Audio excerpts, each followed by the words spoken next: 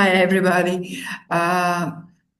In the introduction given by Ruxandra, you understood that I'm an academic expert in the Make It Strong pillar. The Make It Strong pillar is a rather difficult one because make it strong is rather a metaphor. So it was not easy to define the meaning of this make it strong. And the way to define it was starting with the policy documents. Just a moment.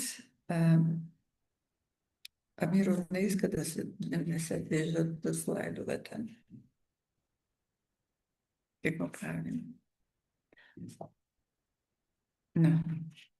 Отидохме пък много напред. Just a moment.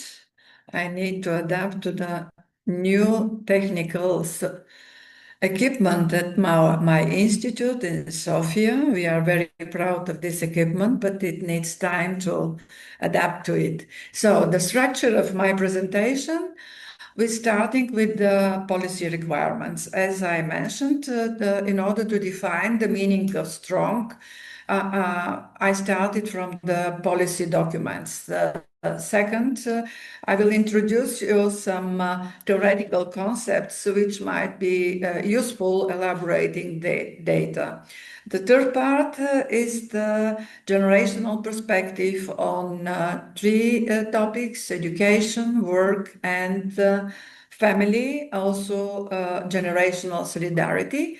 At the final stage of the presentation, I will offer you some research ideas which you can use and elaborate them in your work in the afternoon. Okay, the policy requirements. This slide is showing something what was already mentioned by Ruxandra. This is the presentation of the recovery plan for Europe, of the next generation EU program with the 5 pillars: make it green, digital, healthy, strong, and equal. And the infrastructures, European infrastructures, which have been used as a source for formulating questions for the Kronos panel. The Kronos panel was elaborated in 2024 to 2025, and in fact, Kronos data gives new data for our analysis. Okay, in the political guidelines of the second von der Leyen Commission, we can find central terms dedicated to education, like lifelong learning, motivation for STEM education, vocational education, and training and entrepreneurship. So we included all these terms in the questionnaire for the Kronos panel, but also we selected questions from previous research dedicated to these terms used by the European Commission program, political guidelines. It's also important to mention that for the first time, a commissioner has the responsibility for ensuring intergenerational fairness. Here, the importance of intergenerational fairness is underlined, and I will show you the two questions which are connected with intergenerational fairness. In the policy documents, it's also given a focus on Erasmus Plus program. You know, Erasmus Plus has the aim of motivating young people to move through Europe, to develop their intercultural understanding, to be prepared to democratic society. And so we decided to include the questions dedicated to two aspects of Erasmus program. The first one is the awareness, having been informed about the program, and the second one is the question about participation in Erasmus program.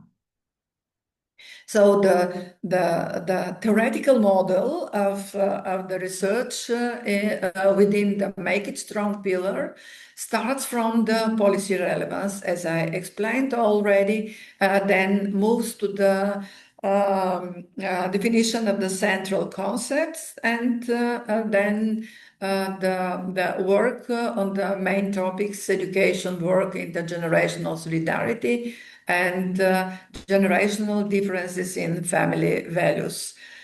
The central concepts, we come to them. Yes, this is the second part of the presentation dedicated to the theoretical concepts. The first one is the life course theory. The life course transitions are important for sociologists, especially in connection to the social status, because they allow analysis of the human agency, the extent to which differences between young people's education, employment status, gender, ethnicity, and social background can explain the differences in their ability to cope with insecurity and to establish resilient strategies.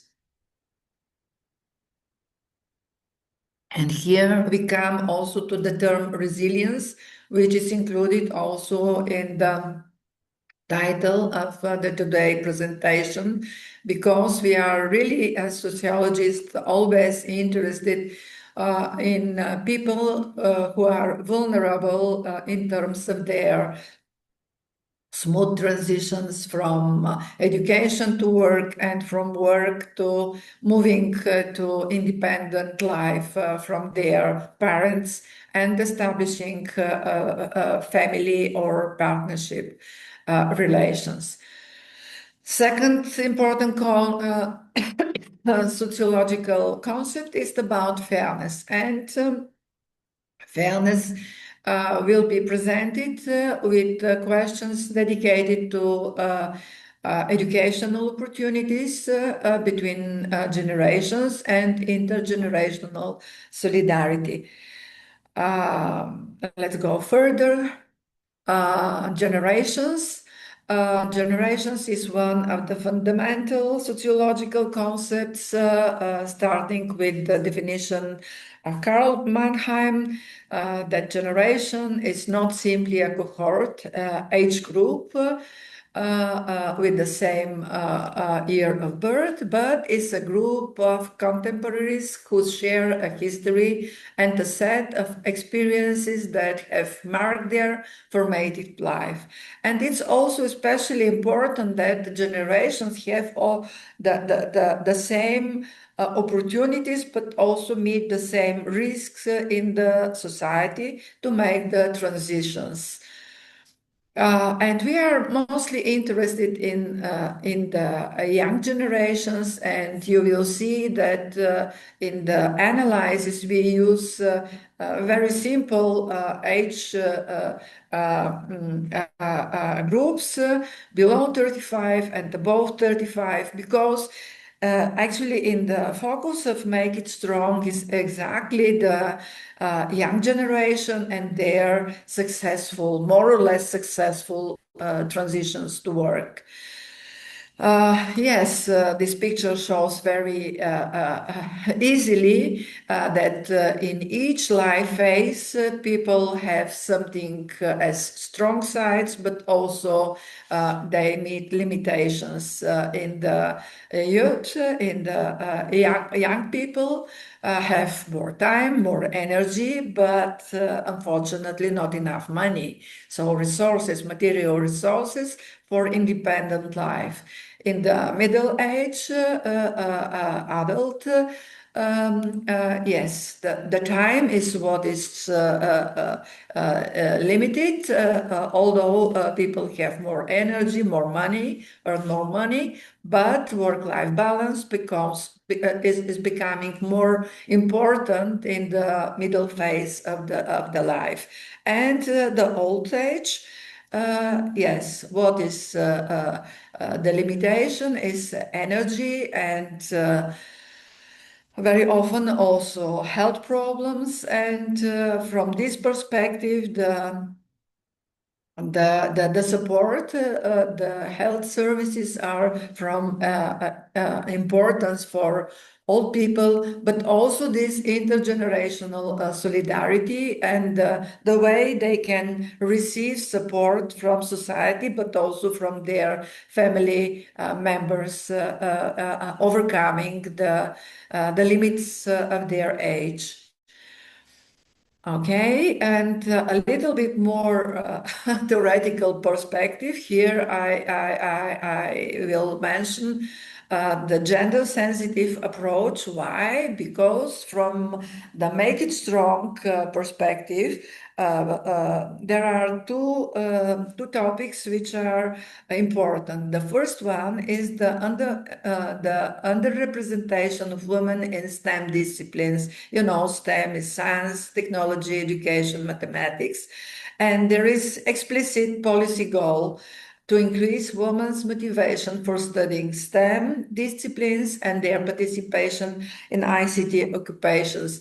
I receive frequently the question why this is important for the society. This is important to increase the pool of educated people in crucial for the development of the European society's area like ICT occupations but it's also important from individual point of view because this ICT occupation have in the present time best opportunities for secure and well-paid job. But we will see this on the questions asked in Kronos panel. The second way in which women are vulnerable with relevance to the school-to-work transitions is returning after maternity leave, and especially the intersection between gender and low education as making them more vulnerable. So I will show also questions dedicated to this vulnerability. And the last concept which I wish to present you is the social investment perspective. And here are mentioned different authors. And the main focus of this concept is the necessity to invest in, mobilize, and renew human capital and human capabilities along the entire life course in order to address social risks. And here the core idea, to prepare rather than repair, that is to equip individuals ex ante with the skills and education needed to cope with risks over the life course, rather than to merely compensate for the incidences of such risks ex post. And another point on social investment, the three functions defined by Anton Hemmerich. The first one is exactly enhancing the quality of education and training to build and maintain the stock of human capital in European societies. The second one, facilitating labor market and life course transitions, and here the sustaining work-life balance, which I mentioned already. And the third one is providing income protection and economic stabilization through inclusion buffers. I will leave this third function to the Make It Equal pillar. And now we start with the first topic, education. Why? It's clear that from the quality of education depends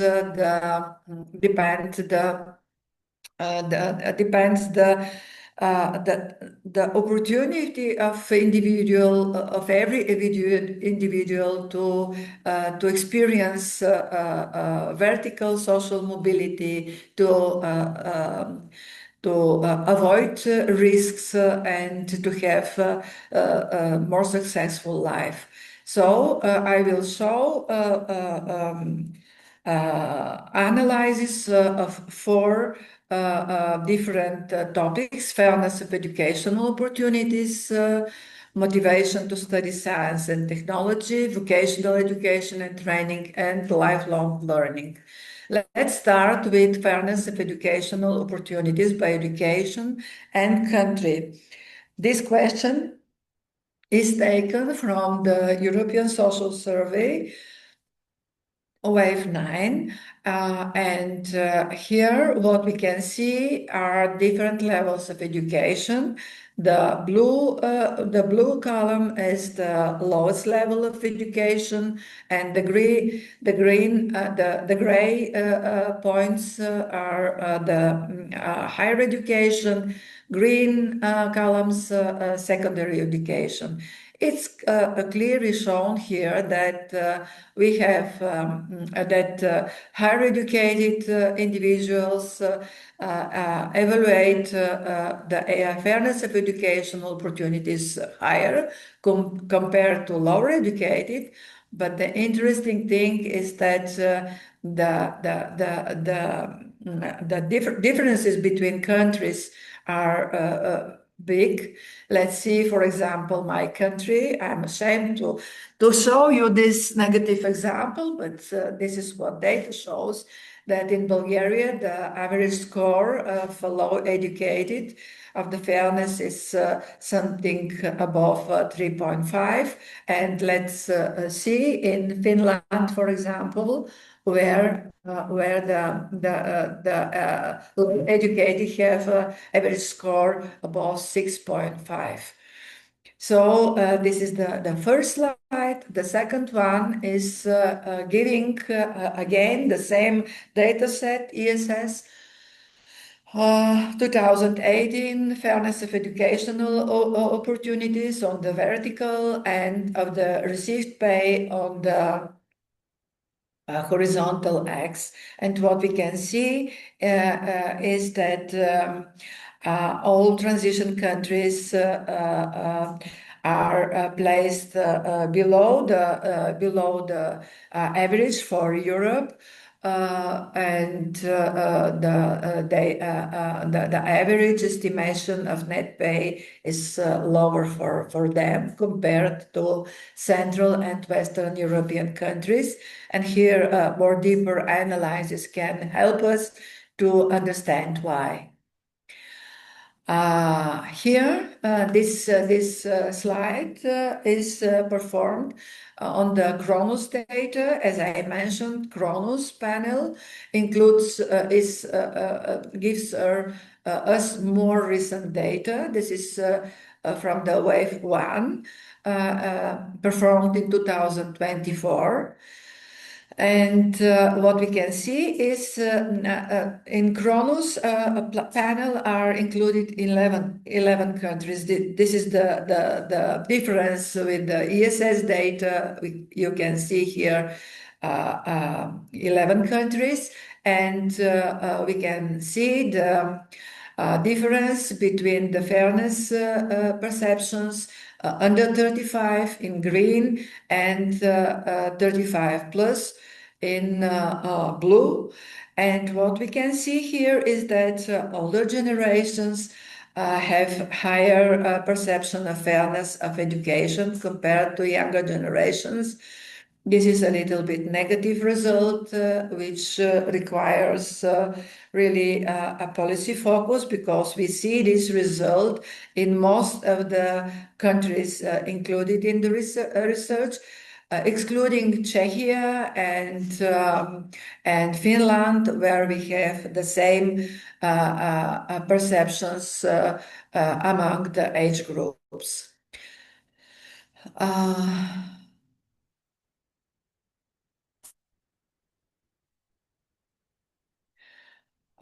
Yes, I see the question. why are because so the hypothesis is that their educational chances happened in different time.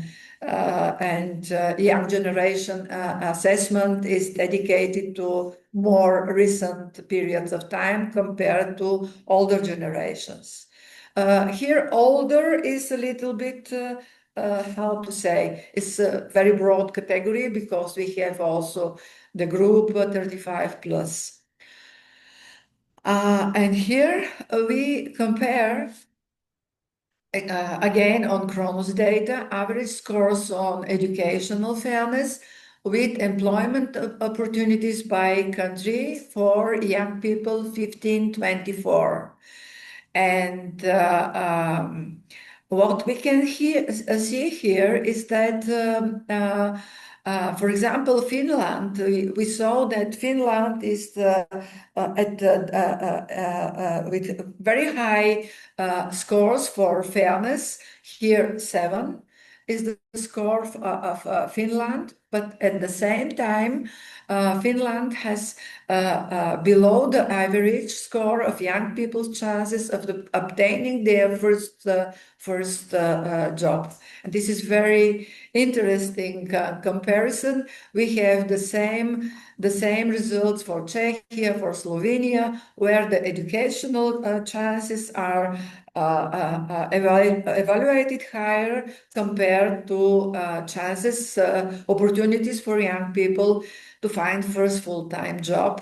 And this is really interesting. And here we can really discuss and investigate further why this is so, why in some countries the structure of employment is not so good, perhaps, for the newcomers on the labor market. And now we move to the STEM and the main motivation for embracing science, technology, engineering, and mathematics education by country. This question hasn't been asked in previous waves of ESS or of the big social infrastructures, but I think it's very important question, because if we have as a policy goal to increase the number of people in STEM, we need to know exactly the motives for them. And you can see that the very high scores received in blue color, the career path that makes me proud. This is more or less a career connected with high prestige. This score is 40% in France, for example, give this motivation, and 41 in UK, and so on. On second place comes earning more money and more secure job. And here the both motives, prestige versus security and earning more money, are two motivations lines which should be invested more in deep in terms of other important individual characteristics like education, gender, and so on. Excuse me, I couldn't read at the moment the question, but perhaps I can answer it after we have the whole presentation. Here we have again main motivation, but here we have the discrepancy between male, women, and men. I pointed to these differences, and we can see here that women not only tend to be less interested in STEM. 65 of women say they are not interested, against 35% men. but also they perceive fewer incentives or opportunities associated with such pathways. You see that women are less presented in all different motifs. But we have another slide on the same topic, men and women, this time breaking within the group below 35 and the group 35 plus.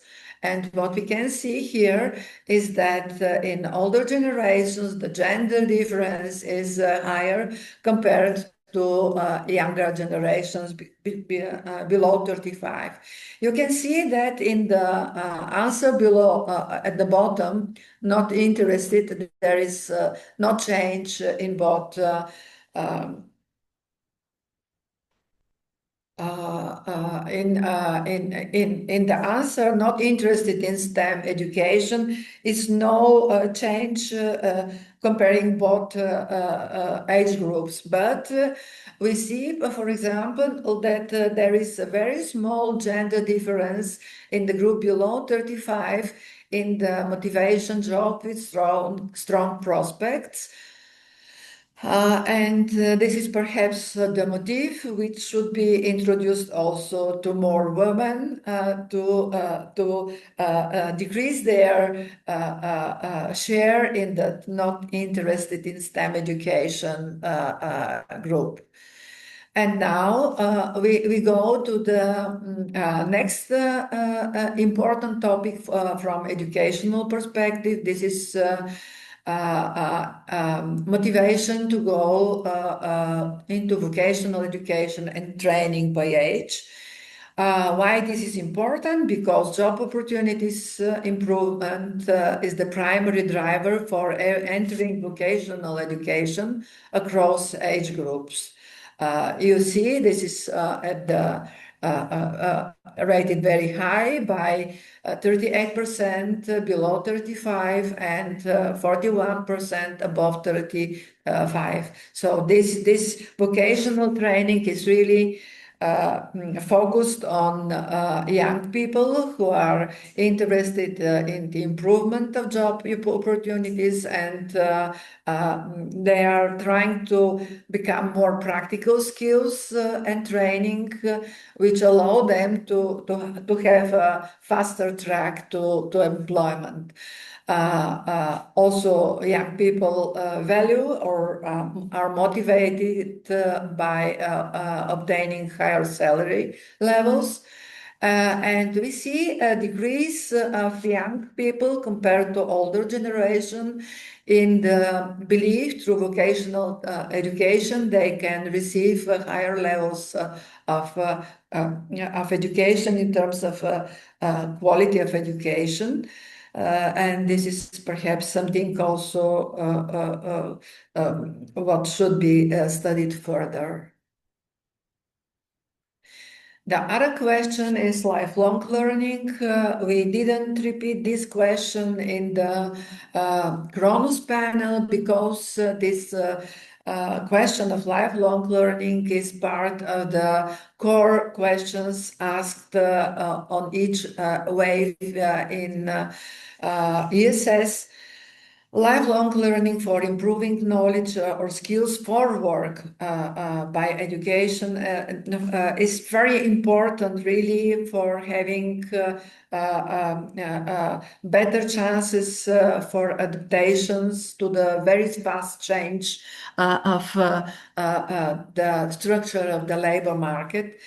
And what we can see is again that lower educated, the columns in blue, are underrepresented in the lifelong learning. But what is here to see that is again that higher educated have the best chances to take part in lifelong learning. Here is what can be mentioned here is secondary educated. who are at the high level, the 40% in Finland and in Sweden. So the secondary educated people in lifelong learning. And here the same question about lifelong learning for improving knowledge by age. Young generation 1835 is in the blue column, and they have different participation in different countries, very low in some countries. And what we can see here is that age differences is less pronounced compared to very, very significant country differences in Europe. Here, this is also an interesting question. This is the interest in learning entrepreneurship and financial competencies, and including this discipline in compulsory education, answers by country and by age. What we can see here is that the youngest age group is convinced that it's useful to have this discipline in the compulsory education, is convinced more than older generation. Look at Czechia with 78 among young people and 53% among older generation. This is important because in many countries is ongoing discussion about the need of compulsory education, entrepreneurship and financial competencies. And when we look here at the motivation of young people and their opinion, we can recommend inclusion of these disciplines in the compulsory education. Next slide. Yes, we go to topic 2. This is work related, and here we have 3 questions dedicated to job education mismatch, opportunity to resume work after leave, which was defined as important from gender perspective, and entrepreneurship, which goes together with this motivation for special discipline of entrepreneurship and financial competencies. Here, the correspondence between job and education. What we see here is the findings that suggest that younger generations face greater challenges in adapting their qualifications with the labor market demands, and potentially reflecting both rapid changes in job structures and limited entry-level opportunities for recent graduates. Below 35 in green color, there are more in this answer. Work has nothing to do with my education. There are also more in the answer, work related to some extent to my education. And there are the older generation has 43% for the work response to my education, compared to 36% by young people below 35. So this is really a question signaling for a little bit waste of talents, of efforts, and can lead to disappointment from the received education. The next question is about main reasons driving young people to start their own business by age. We see that the main driver for young people below 35 is independence, being one's own boss, and the second one, better income prospects. Here, differences between age groups are not so important.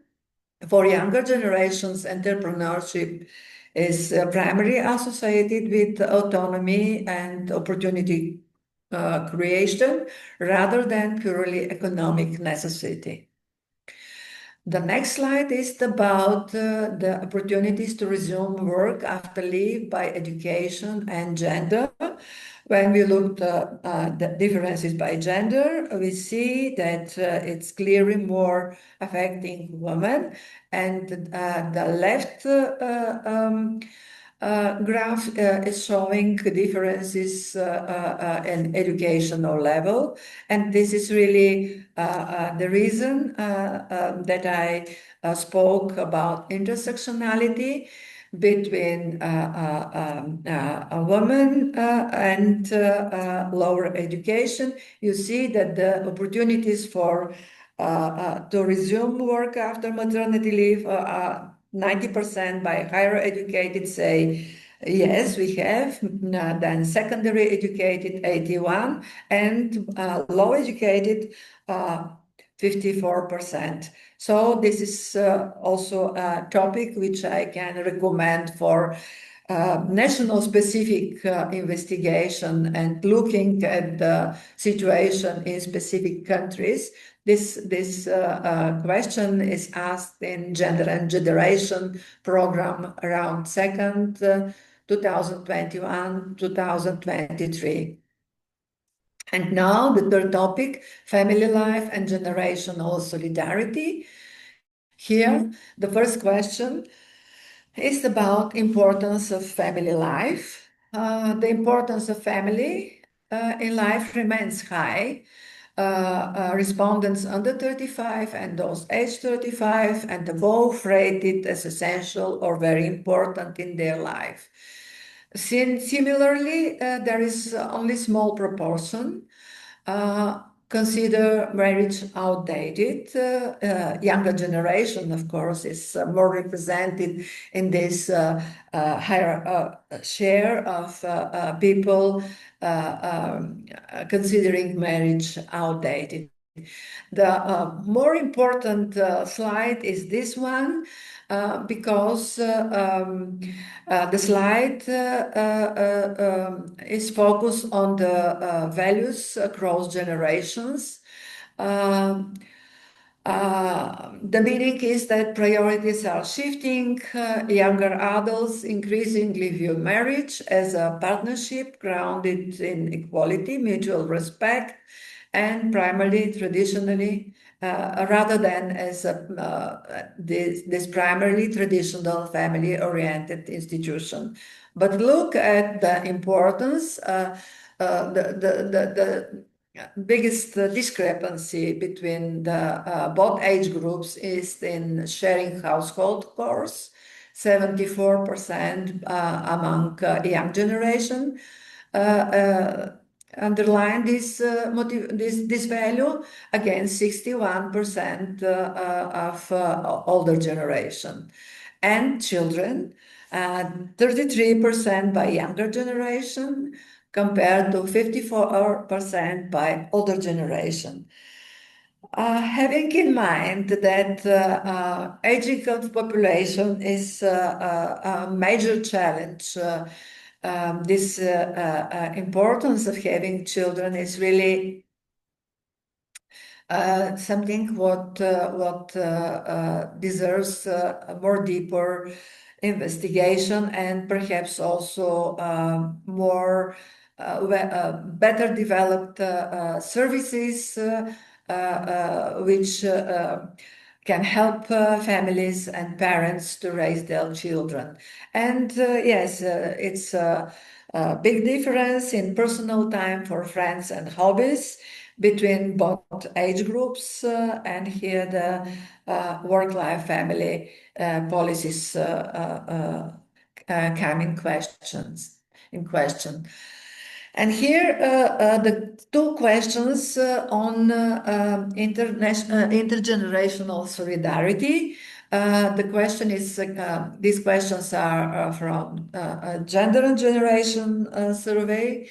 The first one is the statement, parents ought to provide financial help for their adult children when the children are having financial difficulties by country.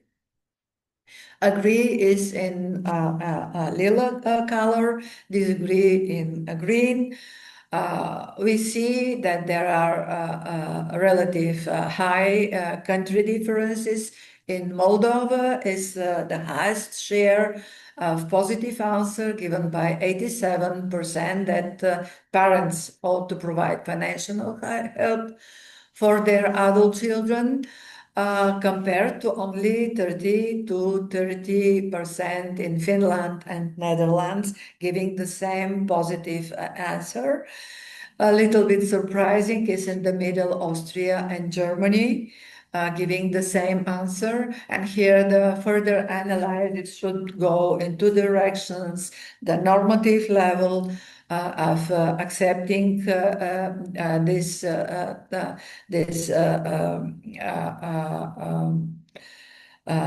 statement, and the other thing is really to assess the importance of welfare state and the support um, quality of the life in the country. Of course, yes, I agree with the comment.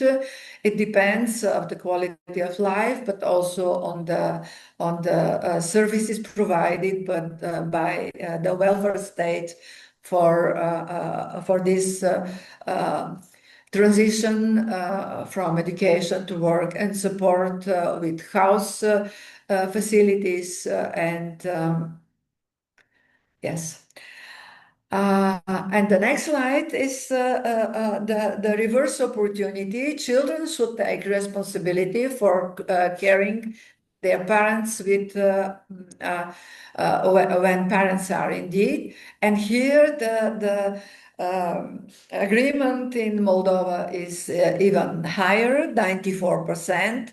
And the percent of agreement with Netherlands in Finland is also increased, 40% in Netherlands and 55% in Finland. Let's compare with the 32% in both countries, Netherlands and Finland. So we see that it's a higher agreement for the need of support to older generation. And one explanation could be found also with the very fast digital transformation, which from the one side opens opportunity, for example, to access to the health services, but from the other services raises the importance of digital excluded.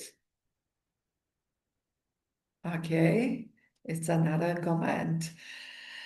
Okay, and I have only one last slide, and I decided this last slide to be dedicated to policy, asylum. From, this is a question which I will leave for the discussion. This is the question on Erasmus program. And as I mentioned in the beginning, this is really in the core of the Make It Strong pillar, this support to Erasmus Plus program. And we have here two questions. The first one, asylums, they can afford it. Okay. Erasmus program, the first question is about awareness on Erasmus program, and we see that in all countries the share of people who are informed are above 50, very high shares in above 80 in Slovenia, Belgium, France, and Portugal, and low levels in UK. But the good news is that UK is returning to Erasmus program after leaving after Brexit. So I believe when we ask in 2027, the share of people knowing about Erasmus in UK will be higher. but the other slide on the same Erasmus program, this time asking about participation, is not so positive in the message because it continues to resonate most strongly with younger generation on the one side, but difference between below and above 35 5 percent points is not so important. Here, the most important thing is that the low percent of the respondents with the answer, I have participated in it. So we have this paradox of majority of respondents knowing about the program and really few with own experience of participation in Erasmus program. So, and I was asked to formulate some research ideas and to sum up the analysis which I offered to you, and I will repeat the conclusion that educational differences in the fairness perceptions of the educational opportunities are higher compared to age differences. This is important, thinking on the low educated people, not only about fairness of opportunities, but thinking also on the participation in lifelong learning. This is something what should be investigated and focused through policy measures.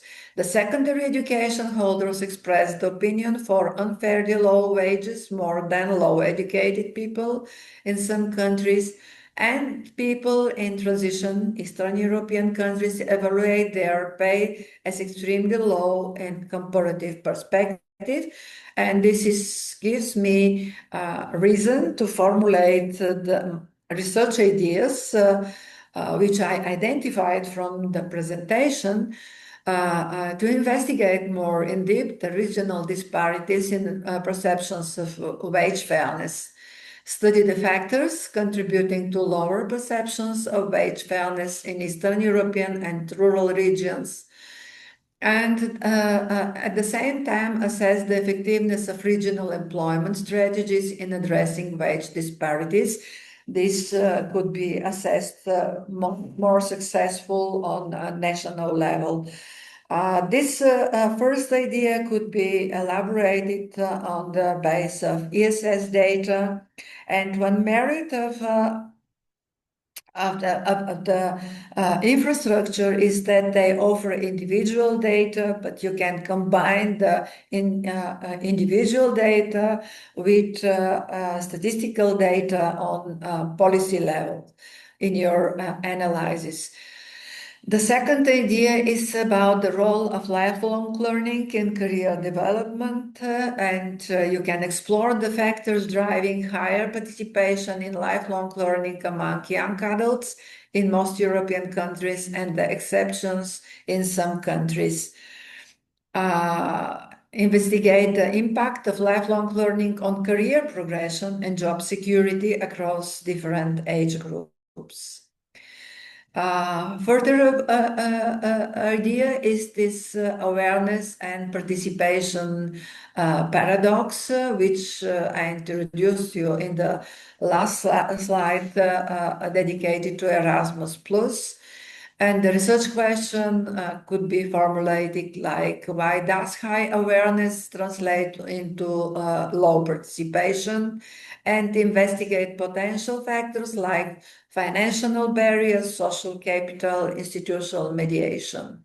How institutions dedicated to operate on national level are working with the program and trying to introduce the Erasmus program to more vulnerable groups like students in more segregated, low achieving schools.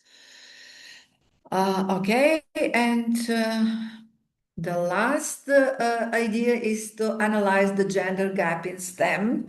This is very important from my perspective because I'm really involved in this gender studies and investigate the motivation asymmetry model following the research question, why do women report lower motivation across all STEM drivers, not just one? The empirical angle could be connected with perceived ability to work in these disciplines, to expected returns, to social belonging. And this was, no, okay, no. The last idea is about disparities in returning to work after parental leave. Here again, the gender perspective in the use of the concept of intersectionality to explain the barriers faced by women with low levels of education when trying to return to work after maternity leave, and especially you can use this to compare countries where women with low education face lower barriers in returning to their job. So with this, I express my wish to that you enjoy the workshop and to use the data from this social science infrastructures and to make what you wish with the data selected in the Make It Strong pillar. Thank you. Thanks a lot, Rumiana. There are a couple of questions in the chat, but some of them have been addressed. And I guess one of them is kind of a very general one regarding the presentation is how do we make it true that the finding is a generational effect, but not an effect coming from age or period or cohort in these empirical studies. If you want, you can reply, but also I wanted just to let people know that these are descriptive results, and they are meant to kind of set up the background for this pillar, to kind of motivate you, to give you ideas, what can be studied, what can be kind of to catch the attention and show you, okay, there is something, what can we do with this? And then, keep working on this. Rumiana, if you have something to add, you're welcome. Yes, this is important question. You can use in your analysis the age groups you choose for and you see as useful for your analysis. Here, because the main aim was really to reflect on country, education, age, and gender differences, we decided by saying I need the whole consortium and the work in the 5 pillars. And this was really the decision taken within the consortium. But of course, you can use also other age groups. For example, the age group 18-24 is also very important because in this age period, most of young people are finalizing their formal education and start their transition to work. So it's meaningful. It's meaningful also the age bracket 18-29. Speaking about young people, but 18-35 is also interesting because when we are interested in entrepreneurship is of course something what you can't start immediately. Very often you need experience, contacts, resources to start own business. So in this respect, 35 is also a good, but this is up to the goals of the analysis you will perform. We have now a more technical presentation about the data sources that you can use in the context of this workshop, but we are more broadly presenting something that you can also benefit in the rest of your working or academic career. So just to give you an overview of some of the data that you can use to work on these topics. So our Infra for Next Gen project that is hosting this workshop today is based around the 5 major cross-national survey infrastructures, which are the European Social Surveys, the European Value Studies, the Generation and Gender Survey, the International Social Survey Program, and the European Quality of Life Surveys. But for today, we will focus just on the first 3, so ESS, EVS, and GGS, plus Kronos. In particular, Ruxandra will talk about Kronos right after my presentation today. Kronos is still part of the ESS, but we will see why we keep it separate, because it has a different arrangement compared to the main ESS survey. And we will present you this data infrastructure, the survey infrastructure that you can use for your analysis. And we will give you, there will be a lot of gifts for you today. So let's go directly into it. We start talking why these surveys matter.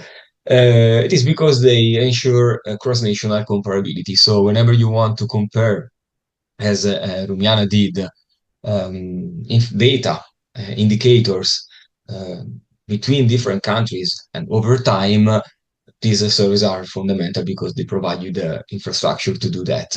And most of the time they are cross-sectional, so you have repeated questions across time, but the individuals, the people, the persons that respond might not be the same in every survey, except for the GGS that is longitudinal. So in that case, we can keep track also of the within individual change over time. And in general, these surveys aim to pursue the highest methodological standards possible. So in principle, everyone can take a survey, especially now with the internet and the free tools that are available. But of course, to project and implement a meaningful survey is another thing, and you have to follow the standards defined by the academic and institutional associations. And of course, these surveys infrastructure do that. And they all follow the principle of open data. So everything that I will show you today is freely accessible with a couple of clicks online. Some registrations, pre-registrations, but everything is available and free. And they are relevant, these data sources, because they allow, of course, to answer social science research question and policy analysis. The first one is the European Social Survey, and it provides high-quality open access data measuring public attitudes, beliefs, and behaviors.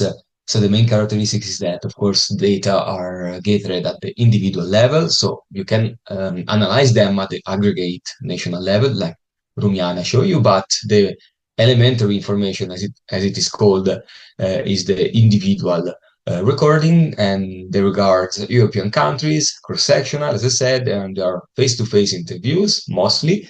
Then we had some exceptions during COVID with the ESS. And the first ESS wave took place in 2002, and since then, every 2 years, there is a new wave. So we have 11 waves available so far. And as said, it is everything free. Just a map to show you the countries that participate in the program over time. And in general, you can see that almost every European country took part of the ESS at least one time. You have these dark green colored countries in the map, which are those that are present in all the 11 waves. And you have some countries doing in and out, but in general, this is just to show you that you have a quite good coverage of Europe, with such information. And more concretely, what does the ESS study? So the main focus is on social and political attitudes, trust in institutions, democracy, immigration, welfare attitudes, and well-being. And these are covered in the core modules, meaning that in each wave, every 2 years, there are some questions in these core modules that are repeated every time. And so you can keep track of these changes in opinion and attitudes on this topic. But in each module, in each wave, sorry, you will also have these rotating modules with specific questions on some aspects. So the ESS allows for both a structure, set of information which allow to keep track of social change over time, but also some flexibility to go deeper in some topics that might emerge as relevant in specific times. And this is one of the distinctive traits. And the other one is that the ESS really follow the highest methodological standards possible. Not to say that the other don't do that, the other server infrastructure, but the ESS is really committed to follow the best methods and techniques that you can implement in this topic.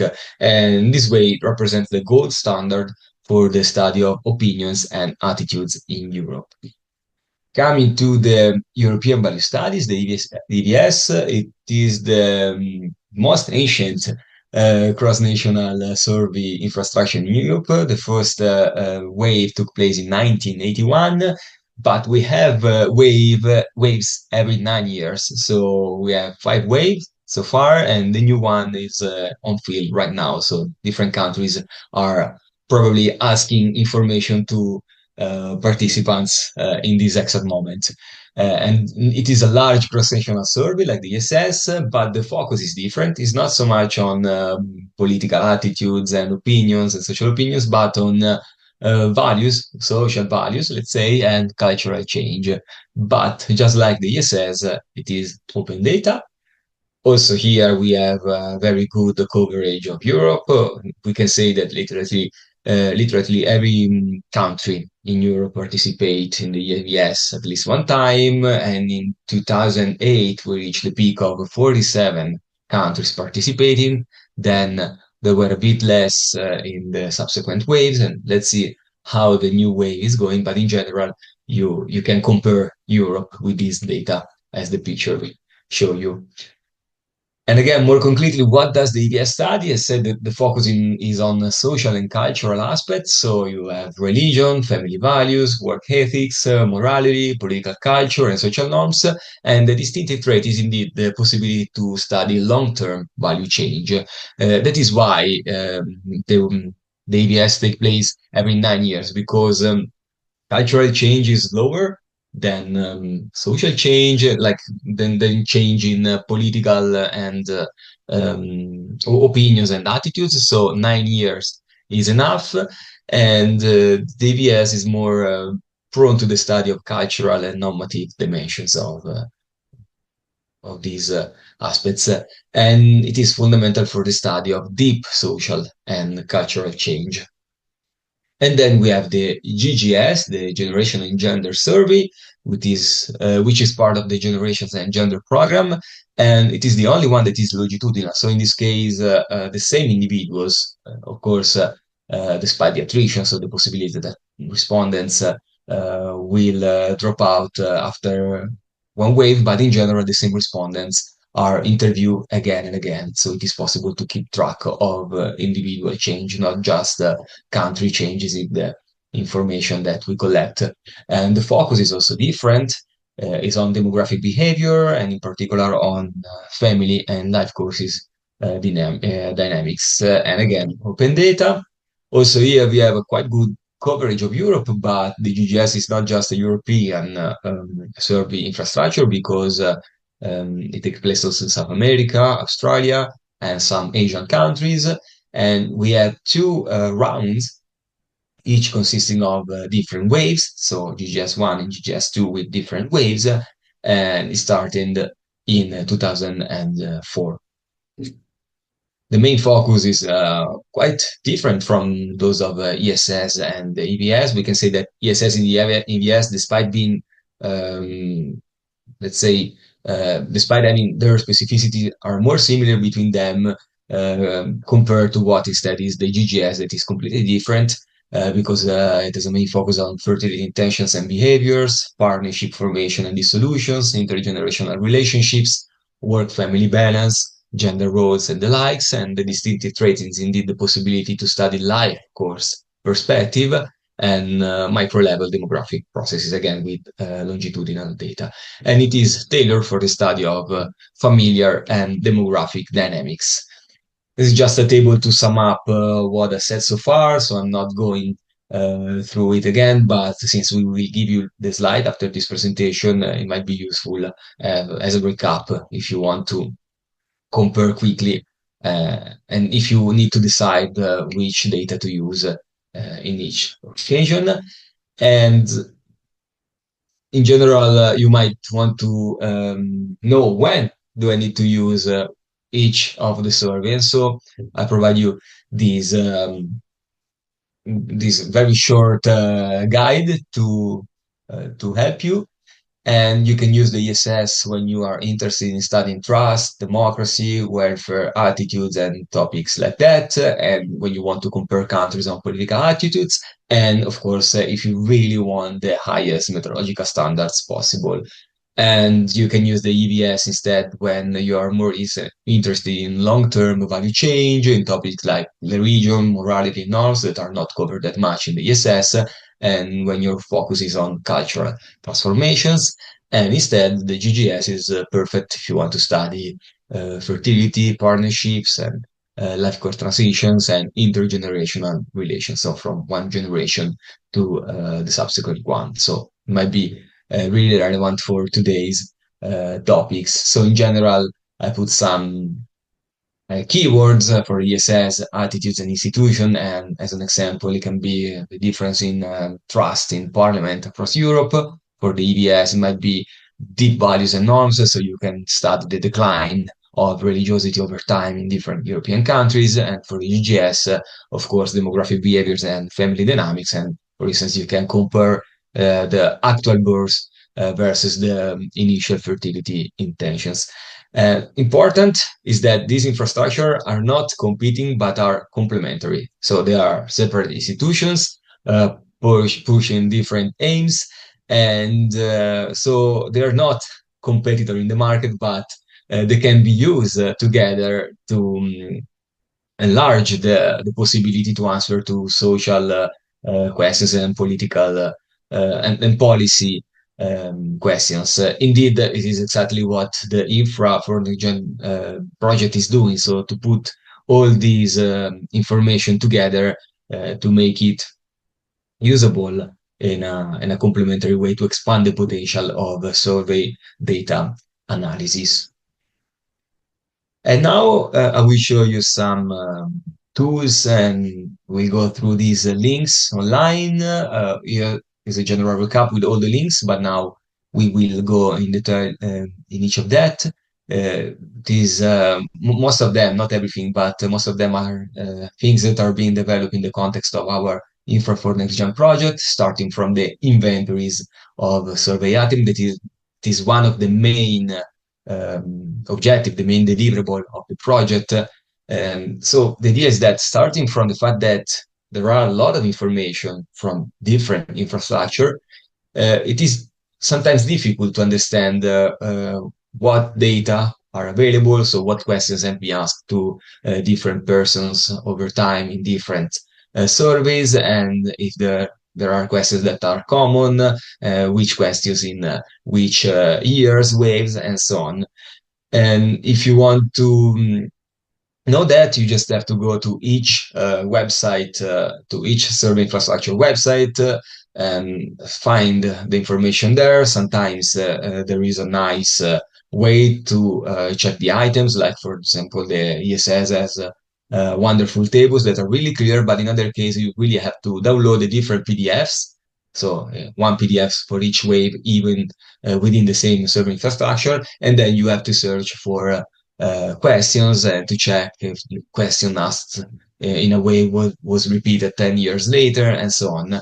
So the idea is the project was to locate all the 8 items asked cross-nationally and identify those that were most pertinent to the objective of the 5 pillars of the Next Generation EU program. So make it strong, digital, healthy, green, and equal.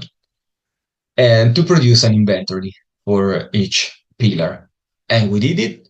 This is a table summing up the results. So you can see that we also added the Eurobarometer and also Kronos, even if it is not in this table. But just concerning the 5 survey infrastructure, EQLS, ESS, EVS, GGS, and ISSP, we have more than 3,000 items belonging to the 5 pillars, and the number are crazy if you consider also the Eurobarometer.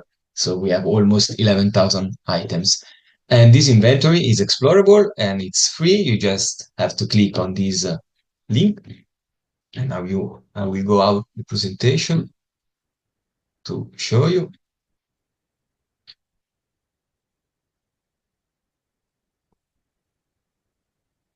So as you can see, we are just in the Infra for Next Gen website. So the link is accessible also there. It's visible from the homepage, but of course, if you have the direct link, it's even easier.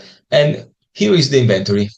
It is no more than an Excel spreadsheet that has been put online in the nicest way, and you can explore it to discover which questions have been asked in relation to each pillar. So it is explorable, but of course you can type keywords. So for instance, you can search for questions that contain the word generation, and you see that you have information about the survey, the year, and if there is some specific naming for the way it is reported, otherwise it is just the numbering, and you have the exact text, I mean, how the question has been asked to the respondents and the response categories. And you can use these, it doesn't work by topic, but by exact keyword. So it is not all the questions containing, like regarding the topic of generation, but containing the exact word generation, and you can use Boolean operators and so on to combine and to make a more specific research. Or otherwise, you can also avoid, if you want to explore more conceptually without any keyword, you can use these filters. So for instance, we are interested in making strong, and in this way, we filtered all the questions that we identified as pertinent to the making strong pillar. If you suppose you know in advance you want to work with the GGS data, just as an example, you can filter by survey infrastructure, and you can put more than one. And also for the pillars, you can put more than one. And similar for the year, suppose you are interested in using only recent data, you can just select the most recent years, and you can combine all these features and also with keyboard. So these are not like you can work together with keyword and filters, and you can also download the data that you find here. I mean, not directly the data, but the results of this output. You can have a CSV file in which you can see this information in Excel or other software. So it is pretty intuitive. Just play around and have fun and discover that there are plenty of data that you can use. And in this way, you don't need to go through all these websites in and out to find information, but we centralize the information here. So hopefully is a more efficient way to look for information about survey infrastructure online. Then we have Gesis Search. It is not, Gesis is part of the Infra for Next Gen project, but this Gesis Search is an independent issue. Gesis is the social science archive of data from the Leibniz Institute in Bonn, Germany.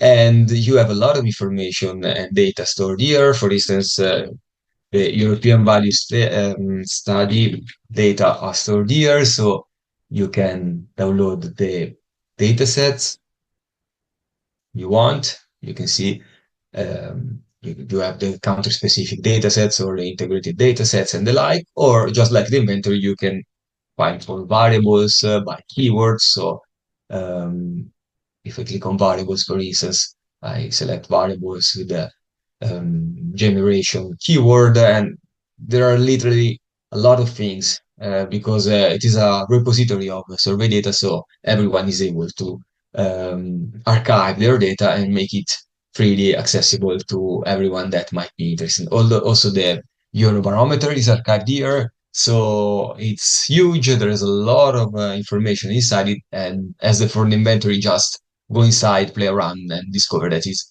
very easy to navigate and is a relevant source for information. And of course, we have this huge survey infrastructure like DBS, Eurobarometer, but you might find also minor, let's say, independent projects that are less famous, but can be nonetheless relevant for the scope of your research.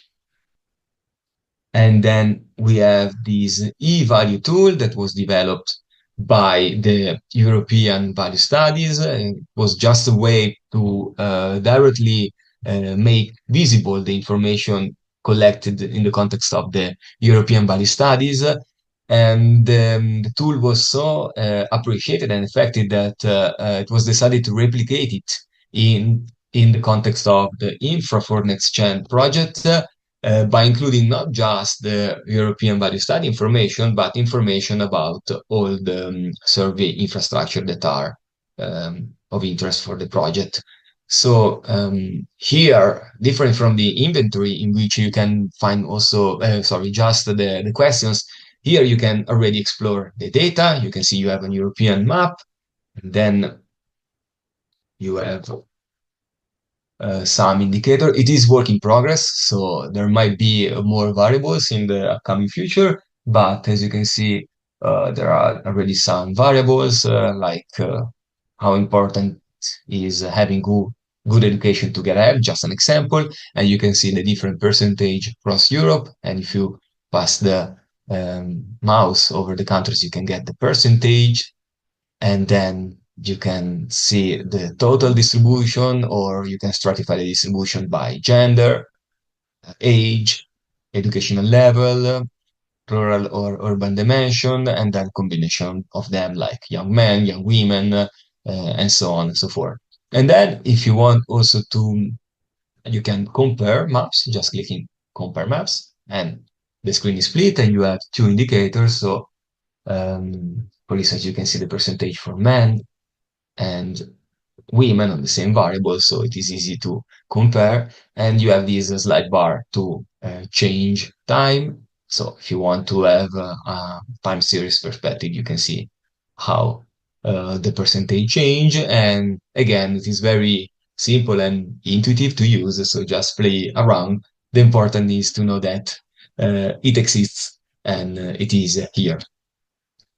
And then, so probably it goes beyond the scope of this exercise today, because the GGS teaching datasets, it is not something to explore data in such an interactive way, but they've been prepared for teaching purposes. So as we said, the GGS is a longitudinal survey. So the information is repeated for individual, and that makes the data set a bit more complex to manage compared to the cross-sectional data sets, because you have the same information from the same individual repeated over time. So of course, it's nothing impossible, but especially if you are at the beginning of your experience with data, it might be challenging at the beginning. And so are ready to prepare the data sets, not just to analyze them with longitudinal techniques. And so the GGS had this intuition to provide these teaching data sets in which all the information is already arranged in a perfect way to be analyzed with longitudinal techniques. And you have two data sets, one starter data sets and one advanced data sets, and you can explore them with SPSS, data, and Excel formats. And again, probably not of interest today because you won't have the time to watch all the tutorial they provided and put it into practice in the limited time that we have. But in the future, especially if you are interested in the topic that we are covering today, so the intergenerational issue and all the things, I really suggest you to have a look at this fundamental resource. And the last thing is the ESS data portal, but I'm not going in detail because Ruxandra will cover it, showing you how to download or how to access directly online to Kronos data. And since Kronos, as anticipated, is part of the ESS, the portal is the same. So you just need to select ESS or Kronos, but the structure is identical. So this is the link where you find both the data that you can download in the usual Stata or SPSS or Excel format, or otherwise, as Ruxandra will show you in a second, the nice way to, similar to the eValue tool and the InexGen tool, the way to show, to produce already maps or some scatter plots, histograms, and the likes already in the portal. Okay, so I'm going to make a start to tell you about the infra for next gen data. Let's see. So the data for this project was collected using the cross-national online survey panel, Kronos, which is a web panel with respondents recruited from the European Social Survey. So the survey data is an individual level data, collects information from European countries, and it's cross-sectional with some longitudinal questions. So there are some questions that are repeated either from the ESS parent survey or from like previous waves of Kronos. The data is collected using web interviews. So this is basically just an online survey, but also for Kronos 1 and Kronos 3, and I'll tell you a bit more about this in a second. It is it also has an offline component. So for Kronos 3, we also used paper questionnaires, and that's to ensure the representativeness of the sample to the population. So just to include the offline populations as well. The Kronos panel has been ongoing since 2017. There have been 3 panels to date. 2, Kronos 1 and Kronos 2, have finished now, and Kronos 3 is still ongoing. And the data is open data available to use online or to download for non-commercial purposes, of course. So what's the difference between the ESS and Kronos? So ESS, the European Social Survey, is a repeated cross-sectional survey. The sample changes in each wave, but some questions are repeated. So those are the core module questions. So although it is a cross-sectional data, you can look at changes over time by looking at this core questionnaire. While other questions differ. So those are the rotating modules that we have 2 rotating modules in each wave of the ESS, and these ones change. We have some rotating modules that are repeated. Sometimes some of the questions need changing just to adapt them to the new realities, but some of the questions stay the same across the rotating modules as well.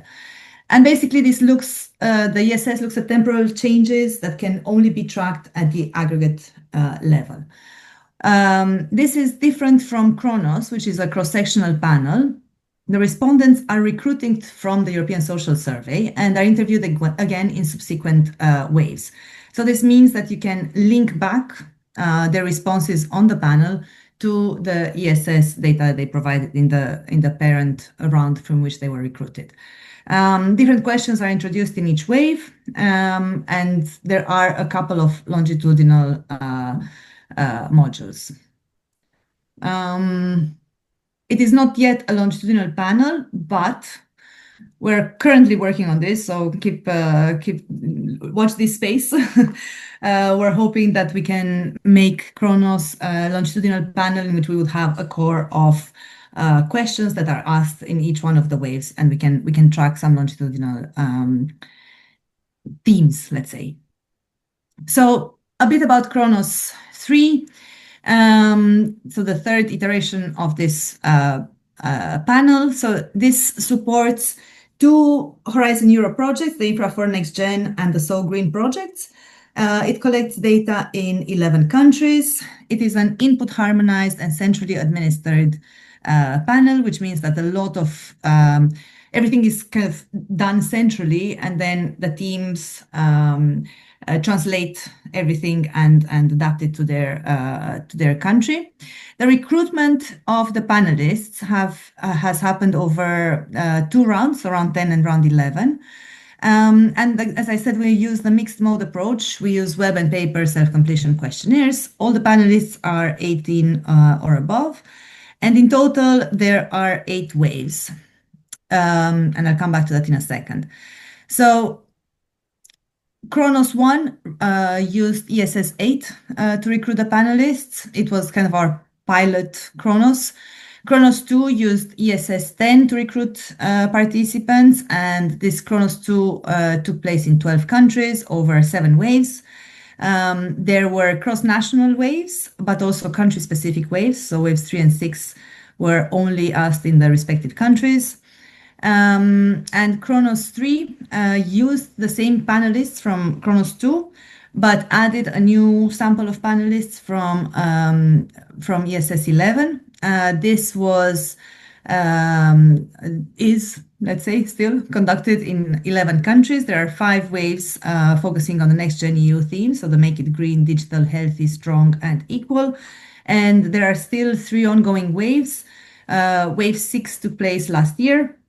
At the end of last year, wave 7 will go in the field in April, and the last wave will take place in November. But these last few waves, they focus primarily on the So Green project. However, we've tracked some of the interest in the different topics that have been asked in Infra for Next Gen, and these are repeated with the same panelists. The ones that we expect to show some change over time are repeated in waves 6 to 8. So some of the questions will be repeated.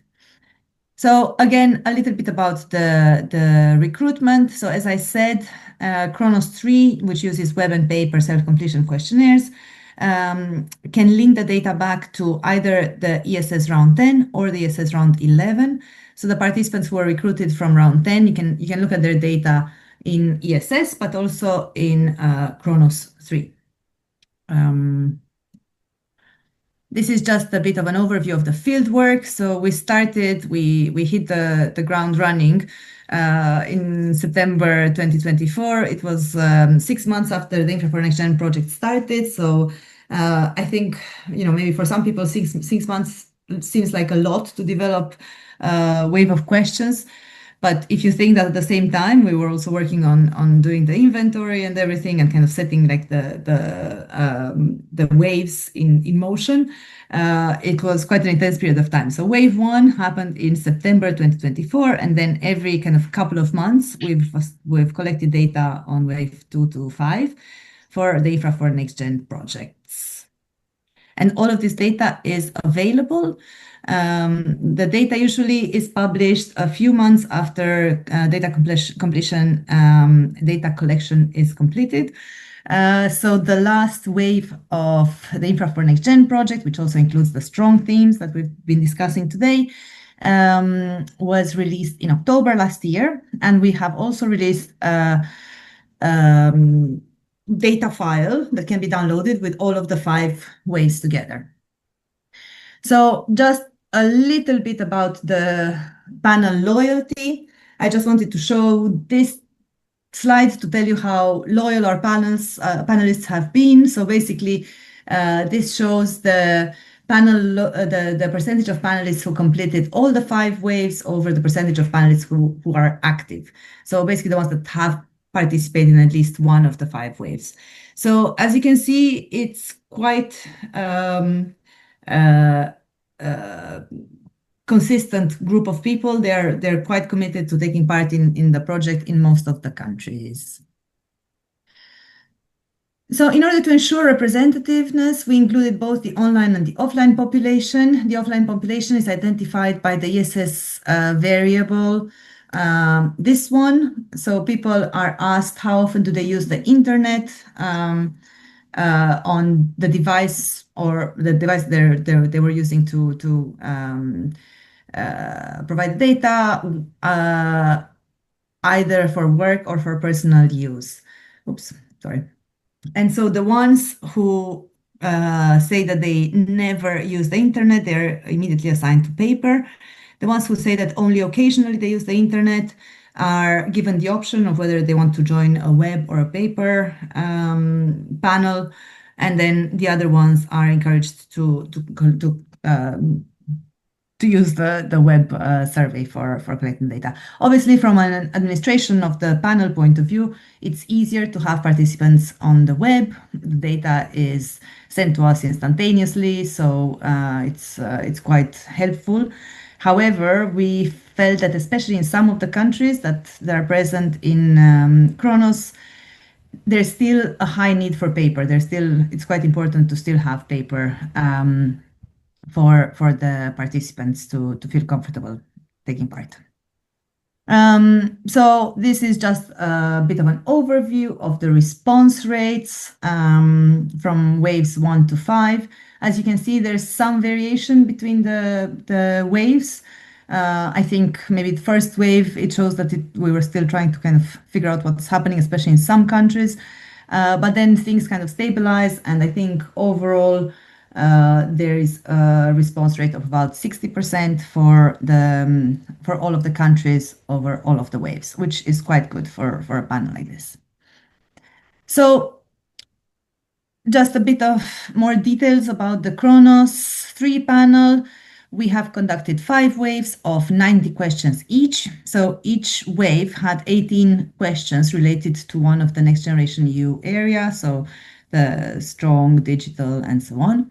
The questions were developed by the Kronos team together with our academic experts, so Rumiana in the case of the strong pillar, and our JRC experts, and you'll hear from Peter in a second. And this is to ensure both their relevance in terms of academic output as well as policy use.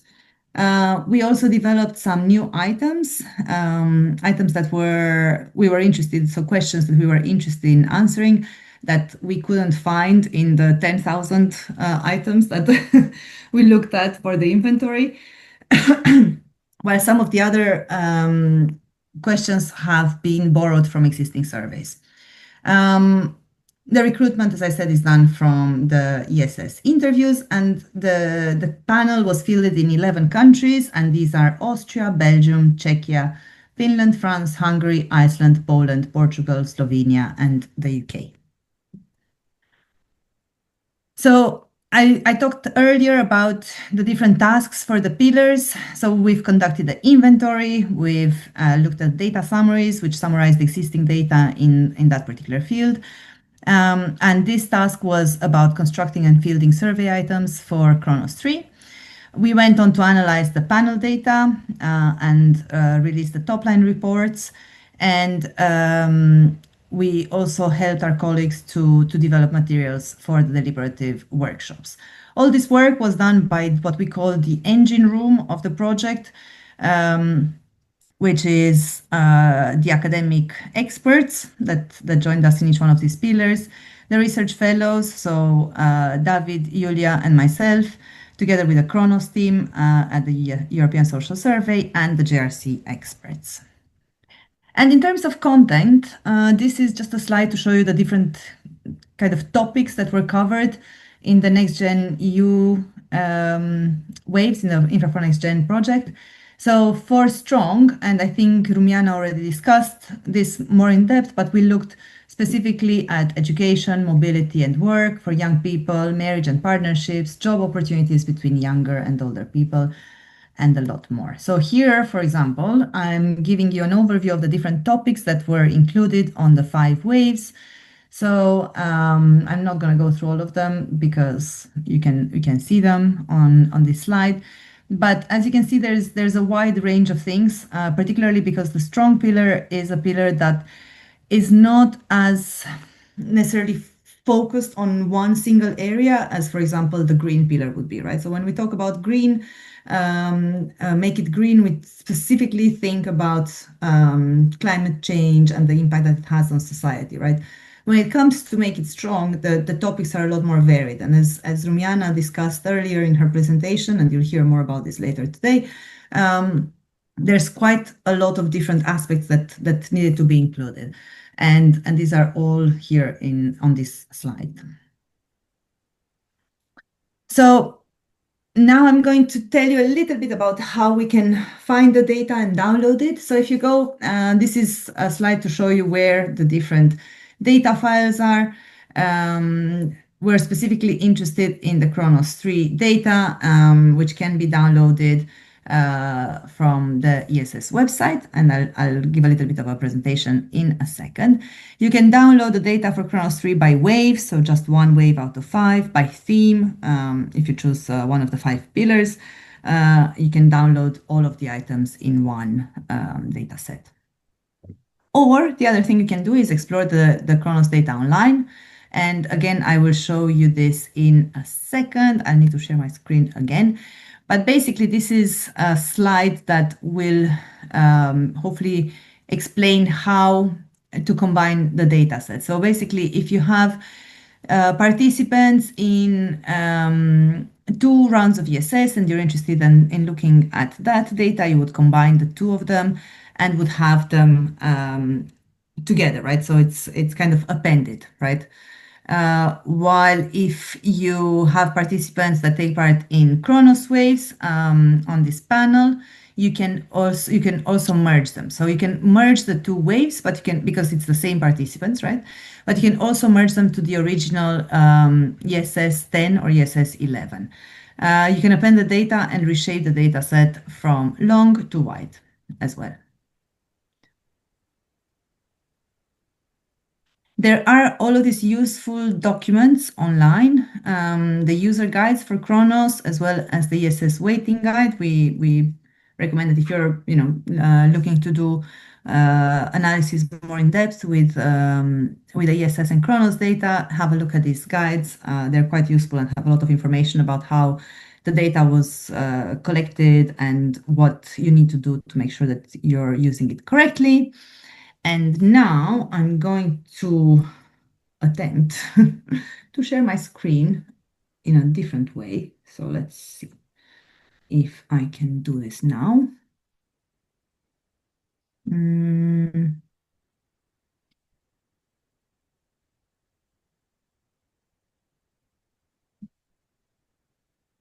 Where are you?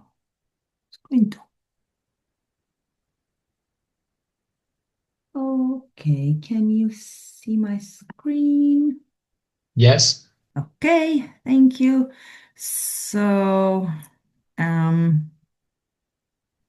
just give me 1 second to organize my 2 screens. This is always a bit of a complicated thing.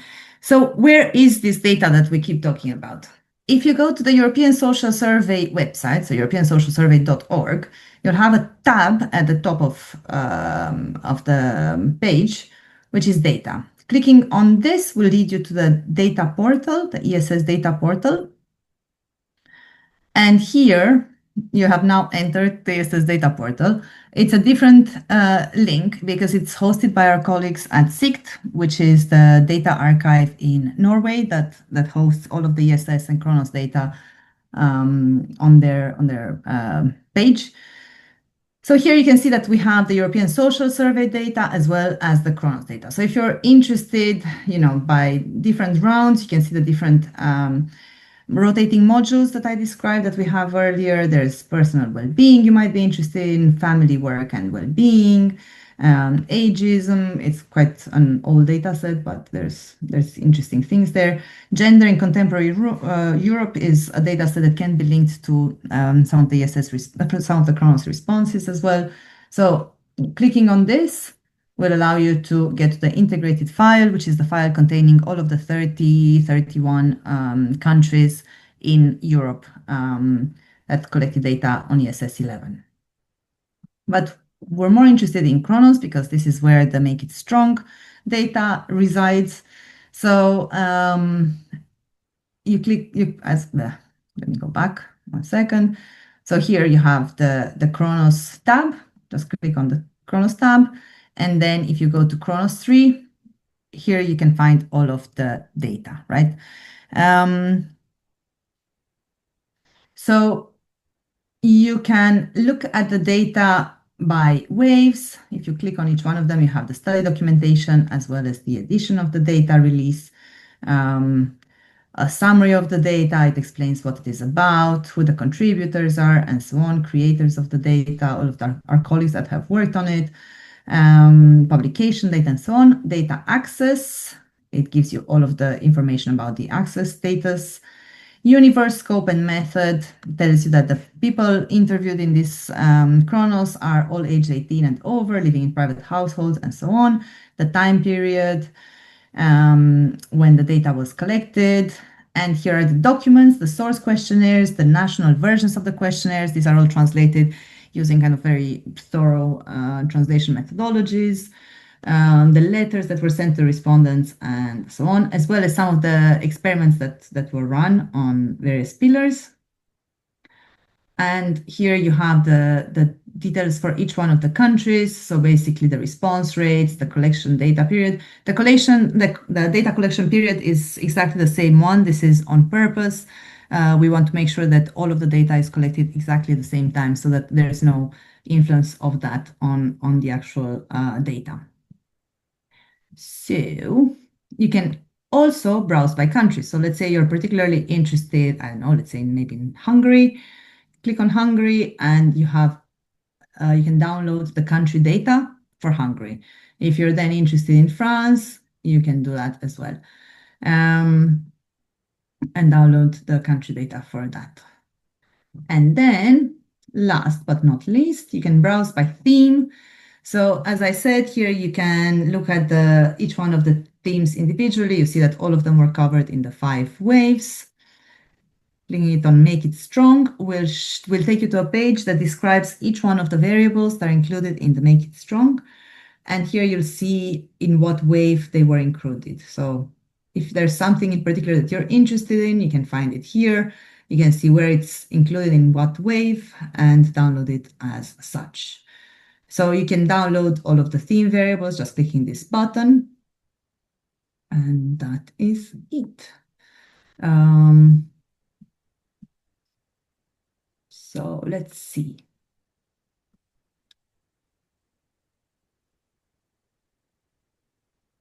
Right, if you click on each one of these questions, it gives you the exact scale that was used for each one of them. Okay, now.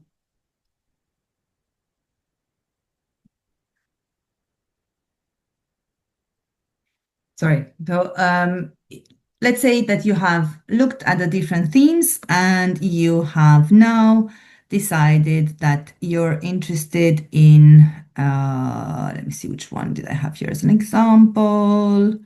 I think this one was wave 4. So you go to the wave 4 data and there are different ways in which you can analyze this data.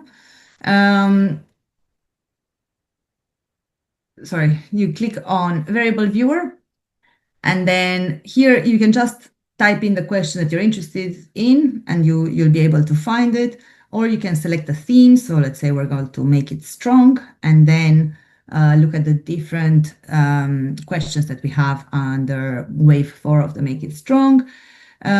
So what should we look at? Maybe the importance of sharing household chores in a marriage or partnership, a topic close to some of us.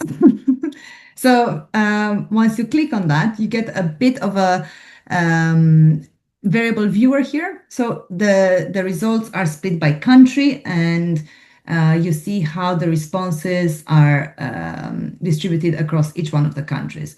And then you can kind of get an idea of the differences between countries. So let's not forget that the Chronos data is meant to be cross-nationally, so it's particularly useful if you're looking at comparing different countries rather than looking at one specific country. There are other probability-based panels that are nationally based, and those might be better suited to look at a specific country. This tool is quite useful if you're more interested in looking at comparing the different countries. So you have a bit of a map here that shows you the differences in how people responded to this question. you can see that there are quite some differences across the different countries. So Czechia, it looks like people are more moderate in their views, like sharing the household chores is essential for about 10% of the people, while in Iceland it is about 40% of the people. So this is one way of looking at this. And then the other thing that you can also do with the tool here is to look at the online analysis tool. So here it is. And here you can add another question. So let's say you're interested in the importance of sharing households in a marriage by, let's see, by.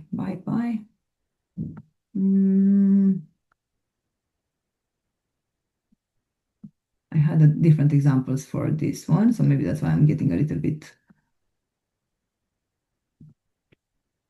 Okay, so you can compare the different ways in which people answer this question also by age group. So the tool here, the analysis tool here on the CESSDA portal allows you to look at also at two different variables together. So if you look at the younger people in Austria compared to like maybe older people in Austria, for about, I don't know, 40% of the people, it is essential that people in the household, in the marriage or partnership share the households, while for older people, it's about 10%. And this is something that you can, you get the results by country, so you can just scroll down to see how this is. I think there's a clear picture that younger people think sharing household chores is more important maybe than older people. But also you can see that in different countries, these results are somewhat different, right? So comparing Portugal, 48 is essential, 48%, while in Poland, it's about 26. So these are the different ways that you can look at the data on the data. So just to recap quickly, where is the data? The data is on the portal. On the CESSDA portal, you can look at the CESS data or the Chronos data. You can select Chronos 3 data if you're looking at into the Make It Strong pillar. And here you can look at the data by theme, by wave, or by country. You can download the files by theme to cover all the waves or all of the waves and all of the themes. The formats that you can download the files from this website are CSV, SPSS, or Stata. Again, quick recap: the variable viewer and the online analysis. You can look at one of the variables across the different countries. While the online analysis tools, you can compare two different variables and do a little bit of kind of like descriptive analysis between this. I would like to talk about this topic of resilience from, I would say, our maybe not personal, but our own historical perspective from the GRC. The title is a sort of from a concept to a compass. You'll see what it means, but then I'll also say a bit more about the GRC in general and some other sort of follow-up activities which are being done in the same group more or less these days, to give you not just the narrow resilience perspective, but a bit more. So on the GRC, I don't know if some of you have attended the previous edition of this series, then some of these overview slides you have seen, but maybe others were not there. So the GRC is the internal science and knowledge service of the European Commission. It's one of the directorates general. Our main task is to do science for policy, to provide independent evidence-based knowledge and science, supporting EU policies to positively impact society along the entire policy cycle. The three keywords are anticipate, integrate, and impact. The GRC is fairly large. We are split also geographically. So our headquarters are in Brussels. Also, some of the scientific units or scientific activities are there in Brussels. But the biggest site is in Ispra, Italy, north of Milan. There are also units and directorates in Sevilla, Spain, Karlsruhe, Germany, Petten, Netherlands, and another small town in Belgium, Geel, around an hour from Brussels. The JRC in terms of numbers, okay, we have a fairly large budget, but it's also a fairly large organization. We have around 3,000 staff. I think it also varies depending on how you count people. We have many physical research infrastructures. It's not as interesting from a social science perspective, but from a more hard science and engineering perspective, we have really interesting laboratories. We used to have even research reactors. They are no longer operational. Many open data sets, many models in the economic, but also in the biophysical and nuclear domains. So this is more or less what we do. We support commission services. Sometimes we also work directly with member states or selected member states or other stakeholders to provide evidence-based, to provide impact assessments, to provide methodological support. This is more or less what we do. If you have questions, maybe at the end, I'm more than happy to answer. And I didn't put there. Maybe at the last slide, I think I put there a website with some further information on the JRC, including a recruitment portal, because on a regular basis, the different parts of the JRC are having openings. These are typically 3+3 temporary positions, but can be very interesting depending on the topical fit. So let me then leave the general JRC presentation and put ourselves in a time machine. So this is from the Back to the Future. Actually, it will be now back to the past. And literally, because I digged up a presentation which we gave together with my colleague Jessica Cariboni. Even the date is there, a bit more than 6 years ago, February the 5th, 2020. You may notice that this was one of the last days before COVID. It was a commission internal seminar presenting our planned so-called flagship report on resilience. The title was Towards a More Resilient Society, Navigating a Challenging Future Together. Remember that at this point, there was no COVID yet, there was no Next Generation EU, there was no Recovery and Resilience Facility. So this was our sort of entry point into this entire conversation. What were we painting there? We were arguing that the general sort of narrative is that already by that time there was a huge need, actually fed by people, fed by citizens, for protection and strengths, because there were too many things changing and there were too many challenges arriving.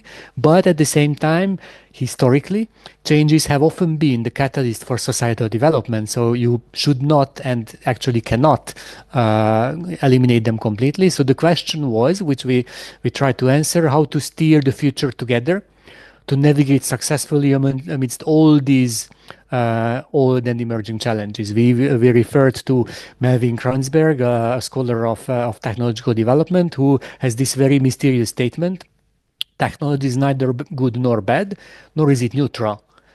So it's the same about all challenges and all that is coming at us. That it's difficult to say whether they are good or bad. But they will have an effect, but that effect depends largely on us. It depends largely on how we steer things. So resilience in this context, we were painting it as the general sort of ability to thrive despite adversity. That's the very general concept. And then we were arguing that resilient society is one that can face shocks and persistent structural changes, so like climate change or demography or technological change, in a way that it does not lose its ability. And this is the main argument to deliver societal well-being in a sustainable way.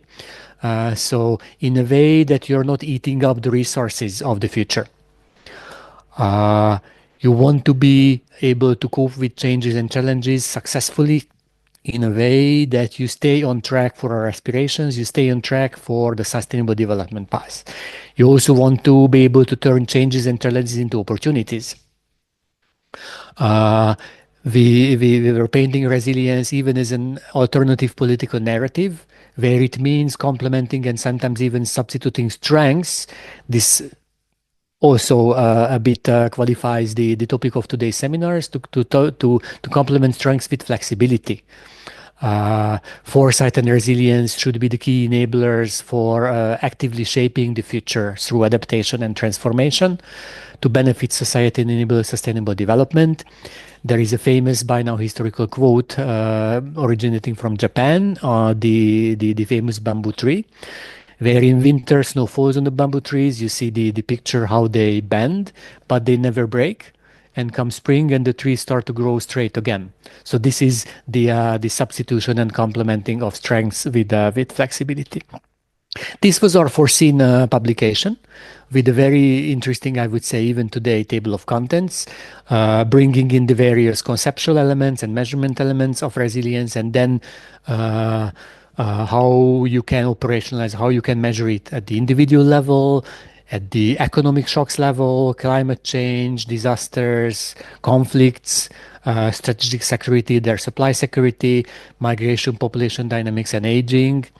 And we were proposing very first dashboards of vulnerability and resilience. I would say that even looking back historically, for reasons I can explain, apart from technological change and digitization, these remain more or less the core areas of challenges and where resilience is being applied even these days.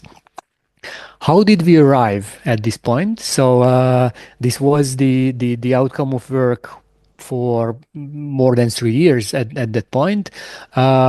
Around 2016, around 2017, we set out to bring resilient thinking into policies. What we meant is to focus on societal well-being, to go beyond aggregate policies, to go beyond single policy areas, to go beyond stability, this argument on flexibility.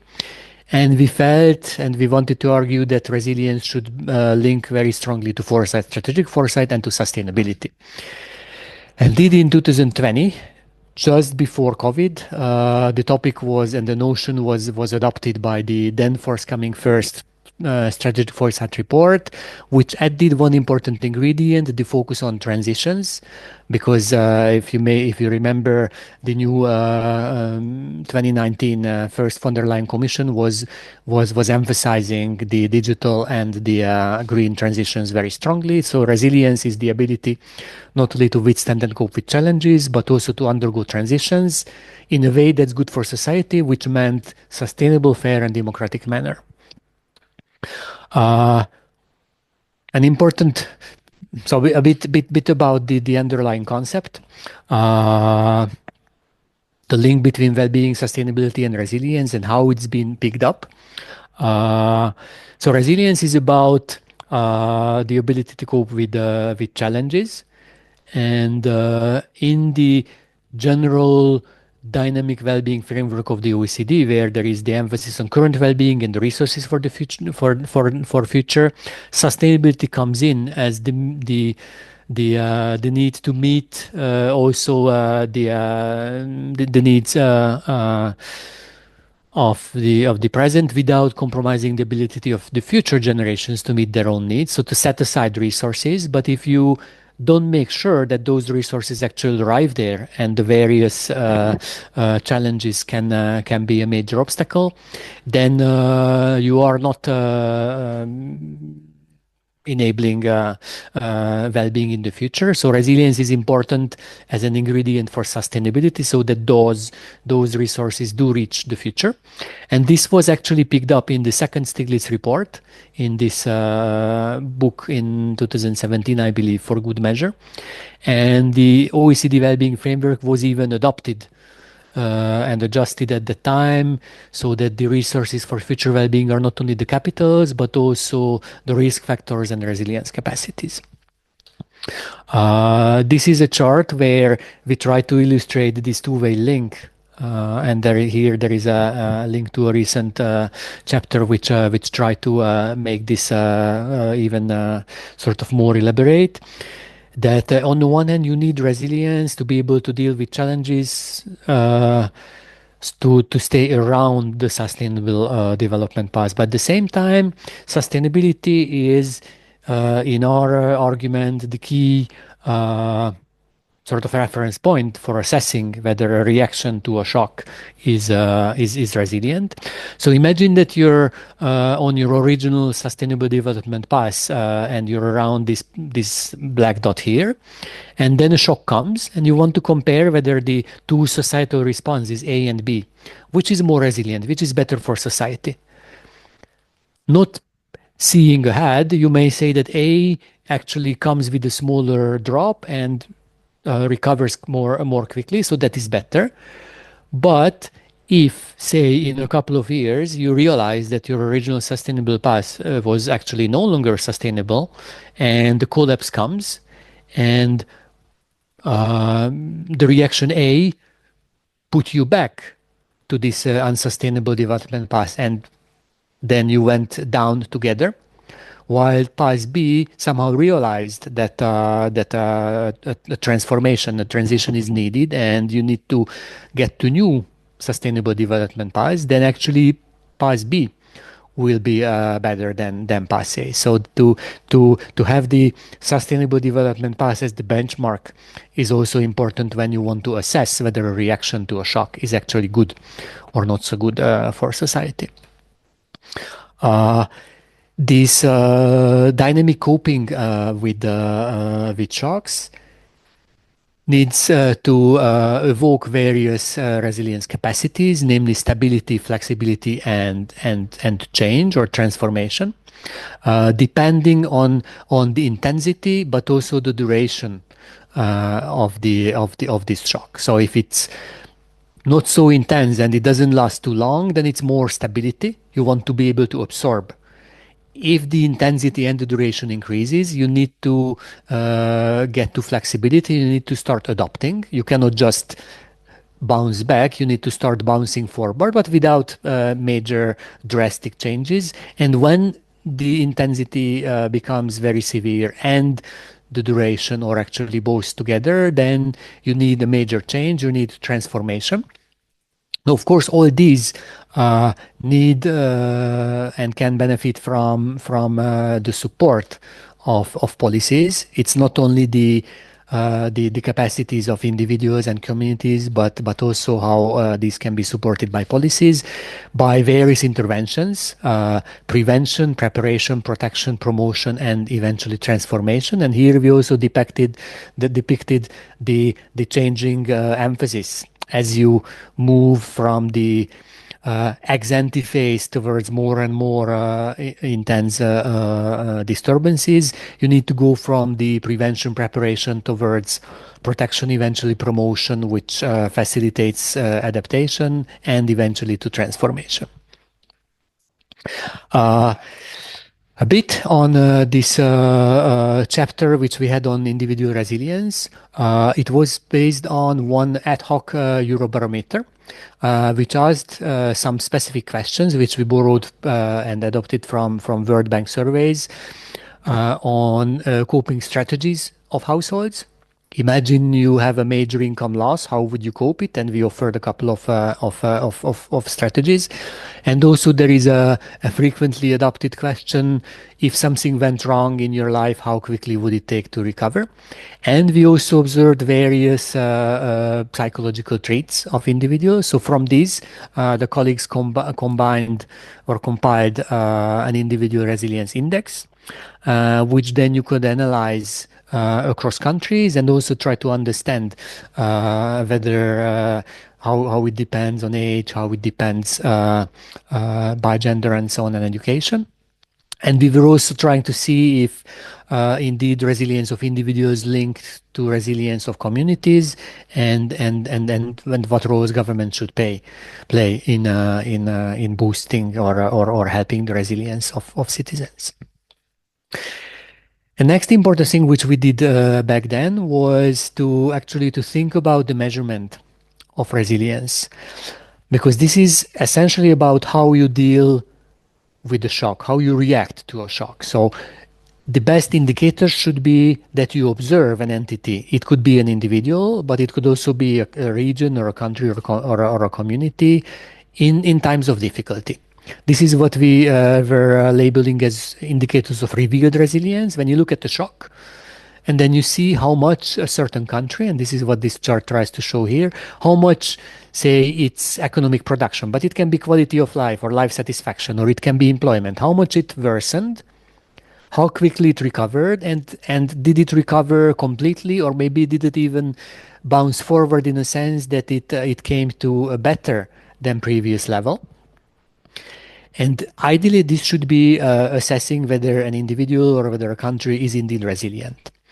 But this is not really something actionable, and this you don't observe regularly. This you observe only when you have a shock. So what you would like is somehow to uncover those characteristics, those features of these individuals or of countries. In this exercise, we did it for countries that can predict that if a country has, for example, a good welfare state overall or has good institutions, then if a shock comes, it will be able to cope with it better. This is, in a sense, what most practical resilience measurement systems do, that it's a sort of an expert consensus that people get together, and based on their practical experience, they say that yes, institutional quality we believe is important for resilience.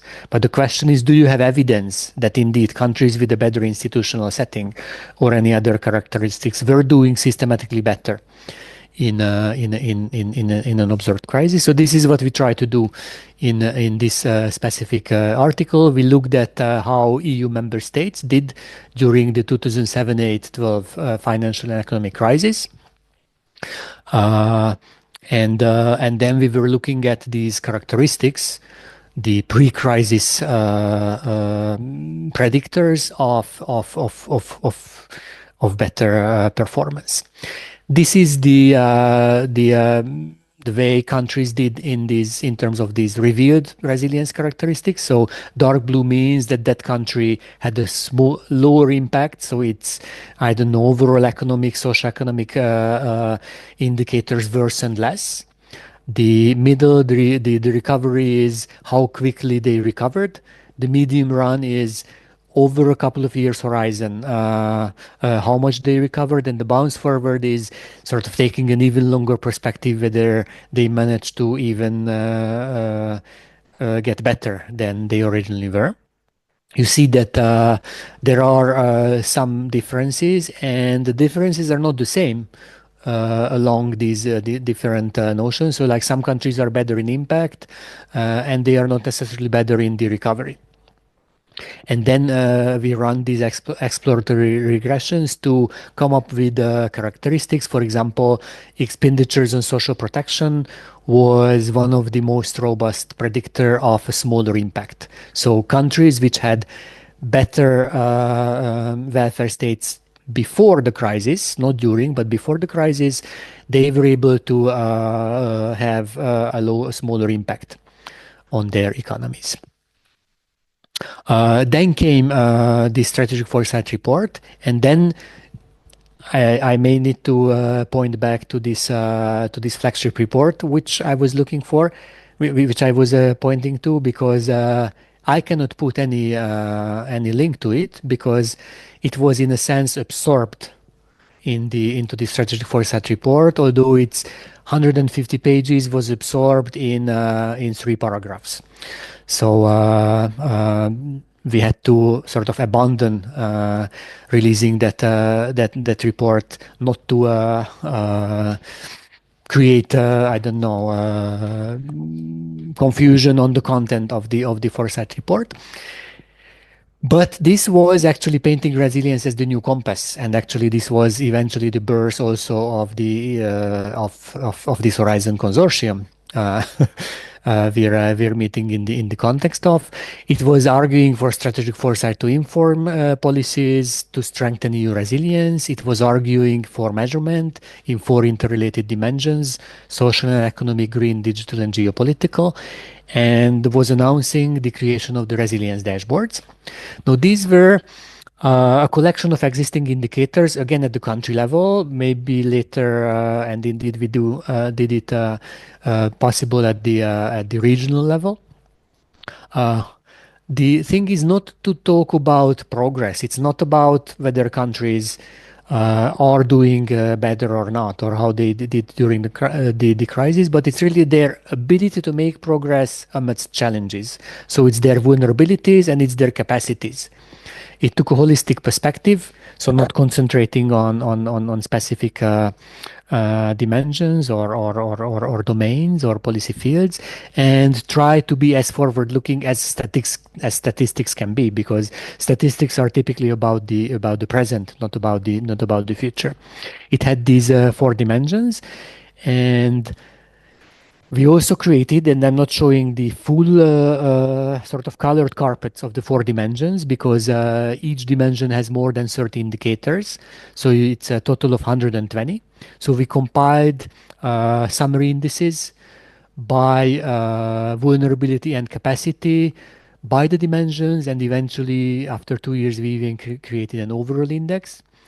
So what you see is, as you go from the dark orange to dark blue, it indicates better situation. In the vulnerabilities, it means less vulnerabilities. In capacities, it means better capacities. So what you see on the one hand is there are quite some variation among countries.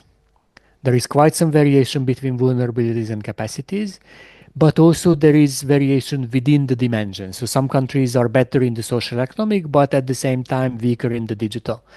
You could also try to look at over time. We have only a couple of years, and you would also see some time series variation.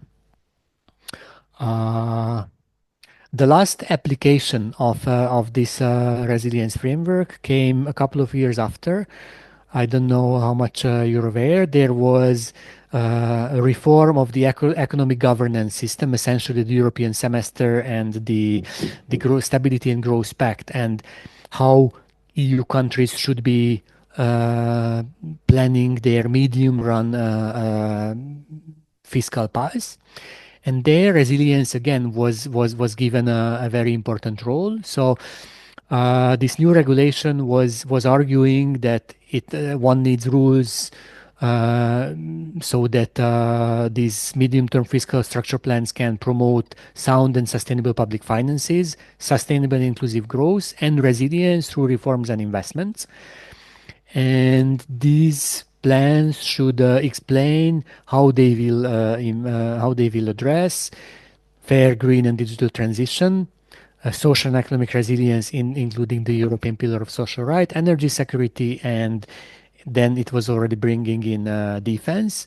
So essentially, it is important to have new evidence and tools to evaluate the medium long-term impacts of various investments and reforms on economic variables, but also on structural resilience of EU socio-economic systems to future shocks. So this is how far we've gotten. Let me then quickly just show a couple of specific topics which then this group, when sort of the resilience measurement, the dashboards have been sort of achieved and adopted as much as they've been adopted. So one topic which we're looking at these days is poverty dynamics across Europe, where by poverty dynamics we mean not only to look at whether somebody is poor in a single year, but poor in multiple years. Ideally, you would like to look at, I don't know, even 10 years and to see if people are in poverty for 2-3 years out of 10 or all years of out of 10 or only less than that. It's not always easy because the Silk panel allows only 4 years. But already this shows that there is quite some variation, both in terms of the persistence of poverty within a country, but also across countries. You can also look at the entry and exit. Around 1/3 of those who are poor now were not poor in the previous years and will not be poor in the next year. And this can very easily lead to a resilience type question: is how people end up landing in poverty. Is that something because they cannot cope with various shocks, and how they manage? Can they escape? Are they resilient to these shocks? So this is a very sort of natural continuation at the individual level, but with a very different perspective still of the resilience topic. A second topic which grew out from our work on resilience and on measurement is beyond GDP, to track the EU's sustainability transition and its performance in a global comparison. And we are just about to release some results on comparing the EU and the US. In terms of GDP performance, the US is known to be better. But once you bring in elements like life expectancy or inequalities, or even look at life satisfaction and other ingredients, it's very easy to change this comparison. So the yardstick matters a lot for these well-being comparisons. Next topic, and that again can link to make it strong, is addressing the housing crisis. What colleagues have been looking at is a database on housing stocks, housing demand, and housing prices at a very local, regional level, and also assess the overall housing needs. What you see on the left is how uneven, even within countries, but also across countries, the housing needs are. And in some countries, the housing stock is sufficient, while in some others there is a huge investment need, and this will be a major issue in the future. And last but not least, to look at, and that again grew out from one of the indicators of our resilience dashboards, the consumption footprint. So look at its inequality, look at its distribution. How much do the higher income groups contribute to these environmental damages? And what we see is indeed the top income quintile has a more than proportionate correspondence to the or contribution to the environmental footprint, but also the bottom quintile has a fairly important footprint in itself. So to decrease environmental damages, we need both a change in lifestyles, especially at the top of the income distribution, but at the same time a major shift in the way we produce our goods and services.